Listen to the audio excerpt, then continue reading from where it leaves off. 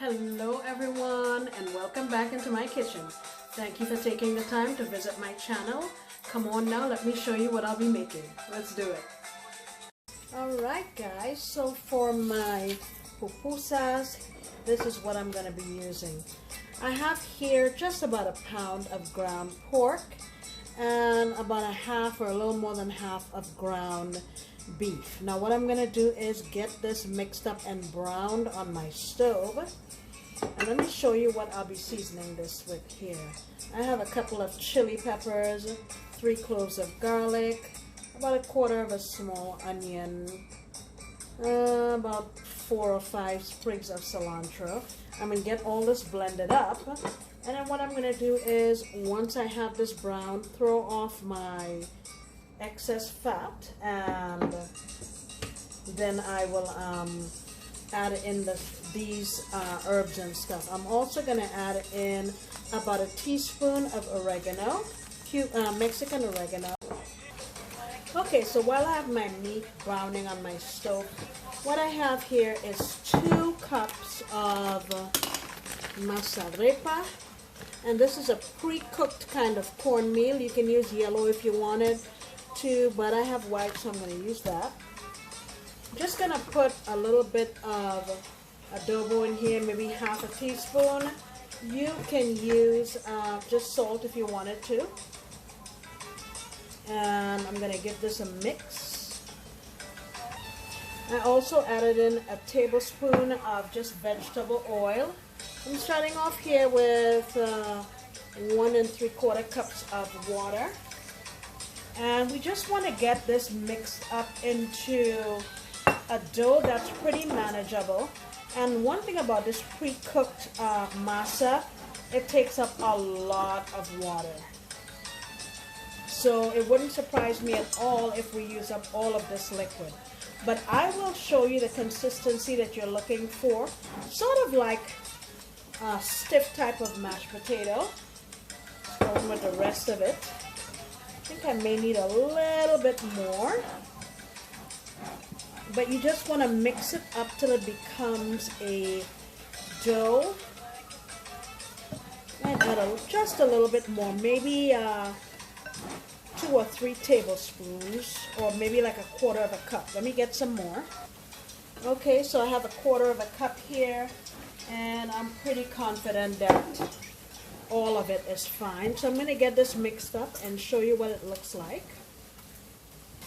Alright, so this is our masa, and this is what you want it to look like, because what we're going to do is stuff that meat into our masa, and we want to make like a sort of stuffed pancake. Okay, there's another component of this dish that we're going to make. Just give me a minute so I can clean up and we'll move on.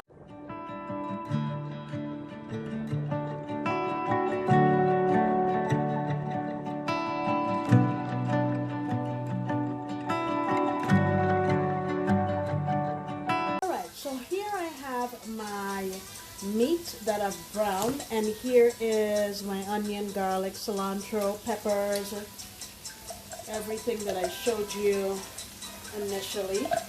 And my meat is sort of coarse in texture. I'm going to cook this for about 3 or 4 minutes, and I'm going to throw it into my food processor just to get it into a more even consistency. So let's do a little seasoning while we're here. Going in with my adobo. You can use any all-purpose seasoning that you like. And I'm going to say this is about 1.5 to 2 tablespoons. I'm going to also go in with a little bit of ground cumin, which I ground myself, about 1/2 teaspoon. And I also add some black pepper, about 1/2 teaspoon. Ooh, I love the smell of that. The cumin smells so good. And this is optional. I'm just using this bijol or powdered achiote for some color. I'm going to say about 1 teaspoon or so, or maybe a little bit less. Get this mixed up and saute for a couple of minutes, and I'm going to throw it in my food processor just so we can have an even consistency in our meat. And will be right back. Alright guys, so the next part of this dish is a sort of slaw that's served with this dish frequently. And what I have here is a piece of purple cabbage. You don't have to use purple, you can just use regular white cabbage. A carrot. I have some heat. I'm packing some heat. Just a mini bell pepper, and I'm also going to add about a half of a medium onion. And my friend Lena was so nice to gift me with this mandolin, and I'm going to use it to cut up my veggies to put in my slaw. Let me demonstrate here with my cabbage, and it's very simple. Look at that, how quickly and efficiently it makes work of this cabbage. So what I'm gonna do is do the exact same thing for each of these veggies. I'm also gonna do the onion like I said, and I will come on back. Lena, thank you so much. This is a fantastic gift and I really appreciate your generosity. Be right back. I'm continuing on here with my other cabbage. I have done the onion already. I'm just going to continue on. Look at how simple this is. Lena, this is so cool. Thank you so much. I will be doing a lot of other things with this, I can already tell. Before I dump this in here, I just have a bowl here with about a half of a cup of just regular tap water. I'm going to get my veggies in here. Let me dump them in so you can see. And I'm just going to finish up and get the veggies in here, and we'll move on to the next step.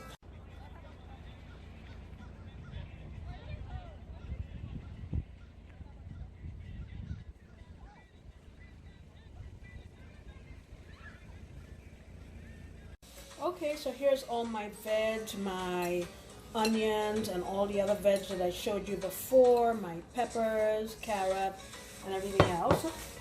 I'm going to go in here with a little bit of Mexican oregano. I'm going to say about a good tablespoon. It's kind of fluffy, a teaspoon, sorry. So once you mash it down, it'll come down to be about a teaspoon. I'm going to add also, you can add honey or any kind of sugar you want. I'm using the sugar substitute. That's about a teaspoon and a half of brown sugar substitute. And I'm going to use some ACV. I'm calling that about a good quarter of a cup. And what I'm going to do is, obviously I can't mix it in here, but I am going to pour it into another container. Let me add some salt. I'm going to add about 3/4 of a teaspoon of regular salt and get this mixed all together, and that part of it will be done. I'll be back. Alright, here it is. So all we have left to do now is make our pupusas. And usually that's pan fried or made in a griddle, but today I'm going to use one of my electric griddles to make it really easy to do. Be right back. Alright, so I have my little griddle heating up here. I just have a little bit of oil in a saucer, my meat and my masa back here, and all I want to do is rub some oil on my hand and get a bowl of masa that you're comfortable with. And you just want to make like a little hole like that, and you add your meat in and very simply close this up. See, like that? And once you get it closed up, you just kind of flatten it out. Look at how simple that was. Very, very easy to do. If you have some meat sticking out, no big deal, patch it up. Look at that. See how lovely that is? And our little griddle, the green light is on, so we're good to go. I'm just going to put it on here, and I'm going to make a couple more. Should be able to fit a couple more on there. Let me show you one more. I'm going to make a little hole in the middle. I need a little more masa. So you want to be able to get your meat ensconced in here. And it's no big deal if you have meat left over. You can always eat it. You can eat it with tortillas. You can eat it with bread, whatever. No big deal at all. These are no fuss, no muss. And if you have anything left over, just eat it. Look at that, how simple it was to make that. And that basically is your pupusa. I'm gonna make some more of these, get them on my griddle, and come back and show you presentation. Okie doke. Alright, so I'm making some more and I've decided to do a slight variation. I'm gonna add some meat, and I have some cheese with jalapeno jack cheese with some cheddar. I'm gonna put that in here. You don't have to. You can actually even do this with what do you call it, bean and cheese. That would work also. You can make variations. You can make chicken. You can make anything you want, anything your family likes. You can do that. See? Alrighty.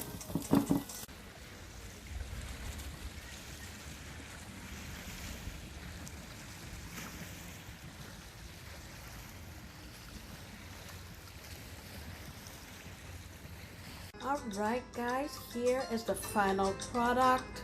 Serving it with our curtido.